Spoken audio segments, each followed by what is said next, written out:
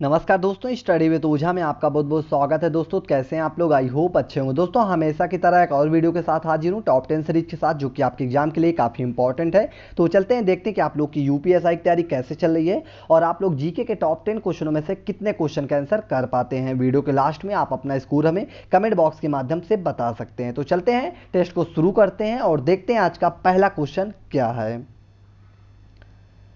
पहला क्वेश्चन है, किस ऐतिहासिक मामले में उच्चतम न्यायालय ने यह कहा कि कोई भी अविवाहित मां बच्चे के पिता को बिना सूचित किए और पिता का परिचय बिना दिए बच्चे की एकमात्र अभिभावक बनने का आवेदन प्रस्तुत कर सकती है। तो जल्दी से क्वेश्चन नंबर 1 का राइट आंसर बताइए क्या होगा। आप लोगों के पास 5 सेकंड का टाइम है और ज़्यादा टाइम चाहिए तो वीडियो को पॉज कर लेना। तो क्वेश्चन नंबर 1 का राइट आंसर बताइए क्या होगा। तो चलते हैं दोस्तों, क्वेश्चन नंबर 1 का राइट आंसर जान लेते हैं। इसका राइट आंसर जाता है ऑप्शन नंबर बी, जो कि बिल्कुल करेक्ट आंसर होगा, यानी कि ABC बनाम राष्ट्रीय राजधानी दिल्ली क्षेत्र, जो कि NCT। इस ऐतिहासिक मामले में उच्चतम न्यायालय ने यह कहा था कि कोई भी अविवाहित मां बच्चे के पिता को बिना सूचित किए या फिर बिना परिचय बताए हुए बच्चे की एकमात्र अभिभावक बनने का आवेदन प्रस्तुत कर सकती है। तो चलते हैं क्वेश्चन नंबर 2 की ओर। क्वेश्चन नंबर 2 है, भारतीय संविधान का कौन सा अनुच्छेद यह कहता है राज्य देश के पर्यावरण के संरक्षण एवं वन तथा वन्य जीवों की रक्षा करने का प्रयास करेगा। तो किस आर्टिकल के तहत कहा गया है दोस्तों ये?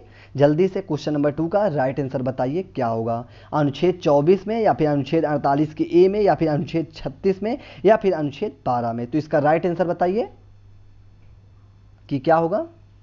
तो चलते हैं दोस्तों, क्वेश्चन नंबर 2 का राइट आंसर जान लेते हैं। इसका राइट आंसर जाता है ऑप्शन नंबर बी, जो कि बिल्कुल करेक्ट आंसर होगा, यानी कि अनुच्छेद 48 के ए में कहा गया कि राज्य देश के पर्यावरण के संरक्षण एवं वन तथा वन्य जीवों की रक्षा करने का प्रयास करेगा। ठीक है, चलते हैं क्वेश्चन नंबर 3 की ओर।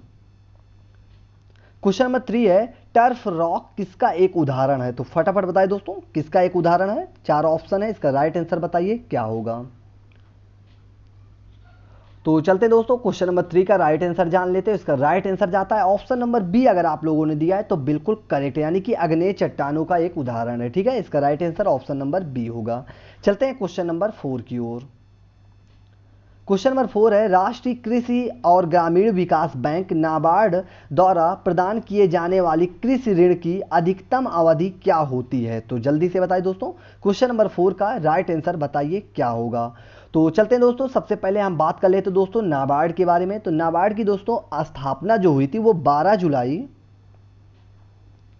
1982 को हुई थी और इसका मुख्यालय जो है ये मुंबई में है। ठीक है, याद रखना, नाबार्ड जो है जो भारत के कृषि क्षेत्र के का जो कि शीर्ष बैंक होता है। ठीक है, याद रखना, इंपॉर्टेंट क्वेश्चन है।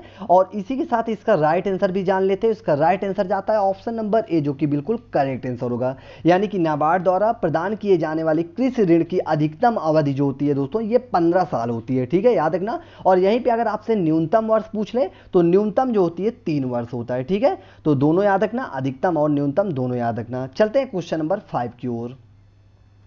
क्वेश्चन नंबर 5 है, कौन सा खनिज मांसपेशियों और तंत्रिका तंत्र को सक्रिय और नियंत्रित करता है? तो कौन करता है? जिंक करता है या फिर लोहा करता है या फिर फास्फोरस या फिर मैग्नीशियम। तो जल्दी से क्वेश्चन नंबर 5 का राइट आंसर बताइए क्या होगा। तो चलते हैं दोस्तों, क्वेश्चन नंबर 5 का राइट आंसर जान लेते हैं। इसका राइट आंसर जाता है ऑप्शन नंबर डी। अगर आप लोगों ने दिया है तो बिल्कुल करेक्ट है, यानी कि मैग्नीशियम। दोस्तों मैग्नीशियम खनिज मांसपेशियों और तंत्रिका तंत्र को सक्रिय और नियंत्रित करता है। ठीक है, याद रखना, मानव शरीर में उपस्थित 50% जो मैग्नीशियम होता है ये कहाँ पे होता है? तो ये हड्डियों में पाया जाता है। ठीक है, चलते हैं क्वेश्चन नंबर 6 की ओर। क्वेश्चन नंबर 6 है, आयकर अधिनियम के अंतर्गत इनमें से कौन सा एक आय का स्रोत नहीं है? तो फटाफट क्वेश्चन नंबर 6 का राइट आंसर बताइए क्या होगा। गृह संपत्ति से आय, ऑप्शन नंबर बी कह रहा है कृषि से आय, ऑप्शन सी है अन्य स्रोतों से आय, ऑप्शन डी है पूंजीगत लाभ से आय। तो फटाफट क्वेश्चन नंबर 6 का राइट आंसर बताइए क्या होगा। तो चलते हैं, क्वेश्चन नंबर 6 का राइट आंसर जान लेते हैं। इसका राइट आंसर जाता है ऑप्शन नंबर बी, जो कि बिल्कुल करेक्ट है, यानी कि कृषि से आय। दोस्तों आयकर अधिनियम के अंतर्गत जो कि कृषि से आय जो होता है ये आय का स्रोत नहीं है। ठीक है, चलते हैं क्वेश्चन नंबर 7 की ओर।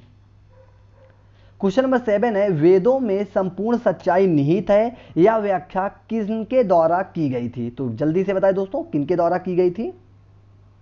स्वामी विवेकानंद द्वारा, या फिर स्वामी दयानंद सरस्वती द्वारा, या फिर स्वामी श्रद्धानंद द्वारा, या फिर राधा कृष्ण द्वारा? फटाफट क्वेश्चन नंबर 7 का राइट आंसर बताइए क्या होगा। इंपॉर्टेंट क्वेश्चन है।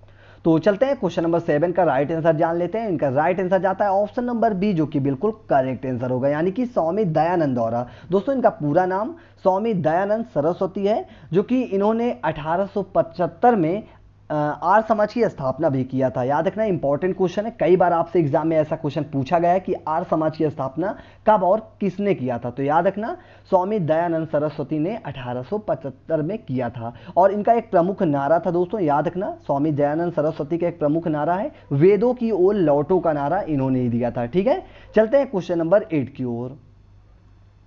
क्वेश्चन नंबर 8 है, किस प्रधानमंत्री द्वारा प्रस्तुत विश्वास प्रस्ताव पर अब तक की सबसे लंबी बहस लोकसभा में चली थी? तो कौन से ऐसे प्रधानमंत्री हैं? फटाफट क्वेश्चन नंबर 8 का राइट आंसर बताइए। दोस्तों ये सारे क्वेश्चन जो कि वेरी मोस्ट इंपॉर्टेंट क्वेश्चन है, तो आप लोग क्वेश्चन को जरूर नोट डाउन कर लीजिएगा। ठीक है, आपको किसी ना किसी एग्जाम में, जो भी इस समय जो आने वाले एग्जाम में है, आपको देखने को जरूर यहां से क्वेश्चन मिल जाएंगे। ठीक है, तो चलते हैं क्वेश्चन नंबर 8 का राइट आंसर जान लेते हैं। इसका राइट आंसर जाता है ऑप्शन नंबर डी, जो कि बिल्कुल करेक्ट आंसर होगा, यानी कि अटल बिहारी वाजपेयी द्वारा इसका राइट आंसर होगा। चलते हैं क्वेश्चन नंबर 9 की ओर। क्वेश्चन नंबर 9 है, संघ शासित क्षेत्रों जिनकी अपनी विधायिका नहीं है के लिए विधि का निर्माण कौन करता है? तो कौन करता है? संसद करती है, या फिर लोकसभा करती है, या फिर राज्यसभा करती है, या फिर राष्ट्रपति अध्यादेश द्वारा? तो फटाफट क्वेश्चन नंबर 9 का राइट आंसर बताइए क्या होगा। तो क्वेश्चन नंबर 9 का राइट आंसर जान लेते हैं। इसका राइट आंसर जाता है ऑप्शन नंबर ए, जो कि बिल्कुल करेक्ट आंसर होगा। ठीक है, यानी कि संसद निर्माण करती है। याद रखना, संघ शासित क्षेत्रों में जिसकी अपनी विधायिका नहीं होती है, उसका विधि का निर्माण जो करती है संसद करती है। ठीक है, याद रखना, संसद जो कि किससे मिलकर बनती है? तो याद रखना, लोकसभा, राज्यसभा और राष्ट्रपति से मिलकर संसद बनती है। ठीक है, चलते हैं क्वेश्चन नंबर 10, जो कि आज का हमारा लास्ट क्वेश्चन होगा। क्या है देख लेते हैं। क्वेश्चन नंबर 10 है, निम्नलिखित में से किस कंपनी ने अपने स्मार्टफोन कारोबार को बंद कर दिया है? तो किसने कर दिया गया? ये तो फिलहाल करंट का क्वेश्चन है, तो जल्दी से इसका राइट आंसर बताइए। मोटोरोला का, या फिर माइक्रोमैक्स का, या फिर नोकिया का, या फिर एलजी का है? तो क्वेश्चन नंबर 10 का राइट आंसर बताइए क्या होगा। और इसी के बाद दोस्तों आप अपना स्कोर हमें कमेंट बॉक्स के माध्यम से बता सकते हैं कि आज का स्कोर आप लोगों का क्या रहा। तो चलते हैं दोस्तों, क्वेश्चन नंबर 10 का राइट आंसर जान लेते हैं। और क्वेश्चन नंबर 10 का राइट आंसर जाता है ऑप्शन नंबर डी, जो कि बिल्कुल करेक्ट आंसर होगा, यानी कि एलजी। दोस्तों एलजी ने अपने स्मार्टफोन बिजनेस को बंद करने का ऐलान कर दिया है। दोस्तों इसका right answer option number D होगा। दोस्तों इसी के साथ हमारा वीडियो समाप्त हुआ। अगर आप लोगों को वीडियो अच्छा लगा हो तो लाइक शेयर कमेंट जरूर करें, और चैनल में कोई भी आप अपना सुझाव देना चाहते हैं तो आप हमें कमेंट बॉक्स के माध्यम से दे सकते हैं। वीडियो देखने के लिए थैंक्स फॉर वॉचिंग। जय हिंद।